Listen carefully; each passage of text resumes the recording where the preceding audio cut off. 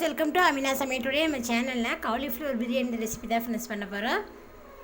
பாக்கும்போதே நாக்குல எச்சி வருதுங்களா, டேஸ்ட் அப்படிதான் फ्रेंड्स, சூப்பரா இருக்கும். ரொம்ப சிம்பிளா இந்த cauliflower biryani ரொம்ப டேஸ்டா எப்படி செய்யலாம்னு வீடியோல பார்க்கலாம். வீடியோக்குள்ள போறதுக்கு முன்னாடி எங்க சேனலை நீங்க இதுவரைக்கும் சப்ஸ்கிரைப் பண்ணலாம், சப்ஸ்கிரைப் பண்ணுங்க. பக்கத்துல இருக்க பெல் ஐகானை கிளிக் பண்ணுங்க.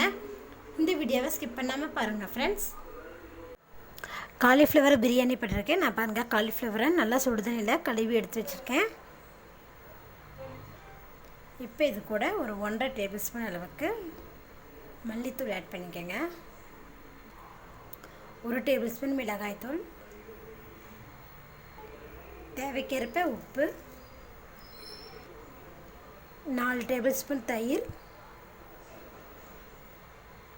இது கூட கொஞ்சமாக புதினா இலை, கொஞ்சமாக கொத்தமல்லி தழை. இப்போ இதை நல்லா மிக்ஸ் பண்ணிக்கலாம். பாருங்க காலிஃப்ளவர் மசாலாவோட நல்லா மிக்ஸ் பண்ணியாச்சு.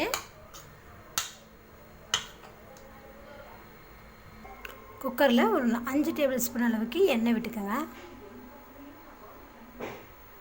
எண்ணெய் நல்லா சூடானதுவே இதில் ஒரு பிரியாணி இலையை சின்ன சின்னதாக கட் பண்ணியிருக்கேன். அது கூட ஒரு பட்டை,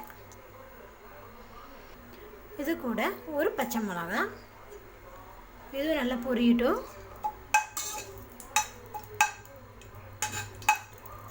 பச்சை மிளகா பாருங்கள் நல்லா பொரிஞ்சிருச்சு. இப்போ இதில் ஒரு பெரிய வெங்காயத்தை கட் பண்ணி வச்சுருக்கேன், இதில் ஆட் பண்ணிக்கலாம். ஆட் பண்ணிவிட்டு இது நல்லா வதக்கி விடுங்க வெங்காயத்தை. பிரியாணிக்கு பாருங்கள் எப்போவுமே வெங்காயம் நல்லா வதங்கி இருக்கணும். வெங்காயம் பார்த்திங்கன்னா பாருங்கள் நல்லா வதங்கிடுச்சு. இந்த அளவுக்கு வெங்காயம் நல்லா வதங்கினதில் இது கூட ஒரு 2 டேபிள்ஸ்பூன் அளவுக்கு இஞ்சி பூண்டு பேஸ்ட் ஆட் பண்ணிக்கலாம். இதோட பச்சை வாசம் போகிற அளவுக்கு நல்லா வதக்கி விடுங்க. பாருங்கள் இஞ்சி பூண்டு பேஸ்ட்டோட பச்சை வாசம் போகிற அளவுக்கு நான் நல்லா வதக்கிட்டேன். இந்தளவு வதங்கினதுக்கப்புறம் இதில் சின்ன சைஸ் தக்காளியாக 2 தக்காளி போட்டுக்கோங்க. தக்காளி நல்லா வதக்கி விட்டுடலாம்.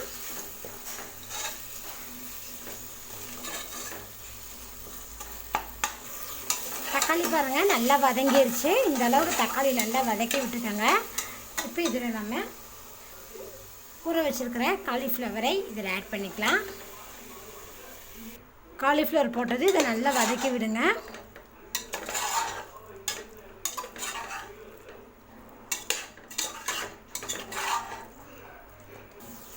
காலிஃப்ளவர் பாருங்கள் நல்லா வதங்கிருச்சு பாருங்கள். இந்த ஸ்டேஜில் நம்ம 1 டம்ளர் பிரியாணி அரிசியை நான் பாருங்கள் 10 நிமிஷத்துக்கு முன்னாடியே தண்ணியில் ஊற போட்டு வச்சுருந்தேன். இப்போ தண்ணி இல்லாமல் எடுத்து வச்சுருக்கேன். இப்போ இதில் சேர்த்துக்கலாம்.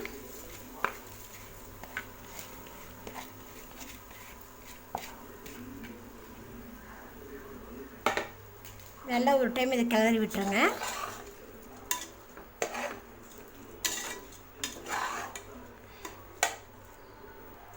பாருங்கள் அரிசி போட்டு நான் நல்லா கிளறிட்டேன். இப்போ இதில் நம்ம தண்ணி ஆட் பண்ணிக்கலாம். 1 டம்ளர் அரிசிக்கு 1.5 டம்ளர் தண்ணி. இப்போ இது கூடவே கொஞ்சமாக உப்பு ஆட் பண்ணிக்கலாம். ஏன்னா நம்ம வந்து காலிஃப்ளவரில் உப்பு போட்டிருந்தோம். ஸோ இப்போ இதை நல்லா மிக்ஸ் பண்ணி விட்டுக்கோங்க. பாருங்கள் தண்ணி ஊற்றி நான் நல்லா மிக்ஸ் பண்ணிட்டேன். இப்போ இதில் மூடி போட்டு ஹை ஃப்ளேமில் வச்சு 2 விசில் குக் பண்ணி எடுத்துக்கலாம். பாருங்கள் 2 விசில் வந்ததை ஆஃப் பண்ணிட்டேன். இப்போ மூடி ஓப்பன் பண்ணி பார்க்கலாம்.